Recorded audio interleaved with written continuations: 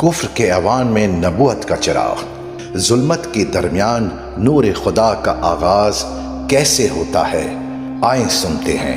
ایک بزرگ بچوں کے درمیان بیٹھے ہوتے ہیں اور ان کو ایک داستان سنا رہے ہوتے ہیں۔ اللہ رب العزت نے حضرت موسیٰ علیہ السلام سے فرمایا وَأَلْقَيْتُ عَلَيْكَ مَحَبَّةً مِّنِّي وَلِتُصْنَعَ عَلَىٰ عَيْنِي، میں نے اپنی طرف سے تم پر محبت ڈال دی تاکہ تم میری نگرانی میں تیار کیے جاؤ۔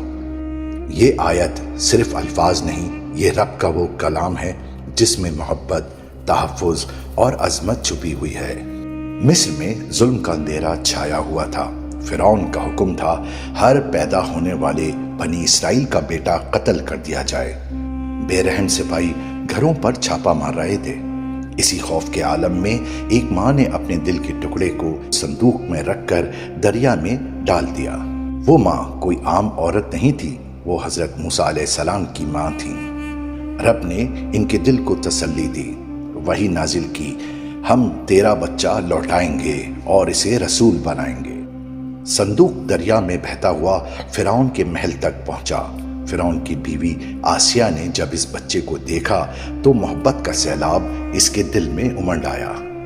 اللہ نے خود فرمایا وَأَلْقَيْتُ عَلَيْكَ مَحَبَّةً مِّنِّي، یہ رب کی محبت تھی جو ہر دل میں موسیٰ کے لیے ڈال دی گئی۔ یہی وہ رب ہے جو ہمیں بھی اپنی محبت میں لپیٹ سکتا ہے۔ موسیٰ فرعون کے گھر میں پلتے ہیں لیکن ان کا دل ظلم کے خلاف دھڑکتا ہے، ان کا سینہ سچائی کا امین ہے اور آنکھیں وحی کے انتظار میں، اور وہ رب کے منصوبے کے تحت اس کی آنکھوں کے سامنے پروان چڑھتے ہیں۔ ایک دن اللہ تعالیٰ موسیٰ علیہ السلام سے براہ راست کوہ طور پر کلام فرماتا ہے۔ جب بنی اسرائیل نے پیچھے فرعون کا لشکر اور آگے سمندر دیکھا تو ان کی امیدیں ٹوٹ گئیں، لیکن حضرت موسیٰ علیہ السلام نے کہا میرا رب میرے ساتھ ہے، وہ ضرور راستہ نکالے گا۔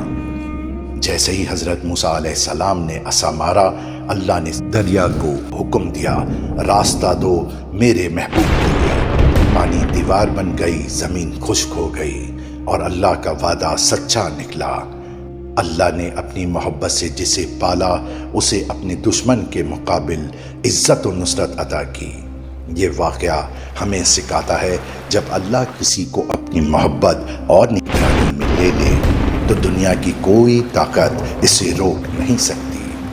خدا کی حکمت دیکھیں، حضرت موسیٰ علیہ السلام بنی اسرائیل کے ساتھ دریا عبور کر جاتے ہیں اور فرعون تمام لشکر کے ساتھ اسی دریا میں غرق ہو جاتا ہے۔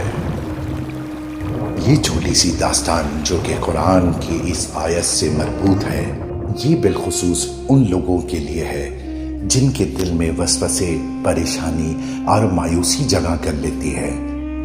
ہمیں ہمیشہ اللہ پہ اعتقاد اور ایمان رکھنا چاہیے، بے شک اللہ اپنے وعدے کے خلاف نہیں کرتا۔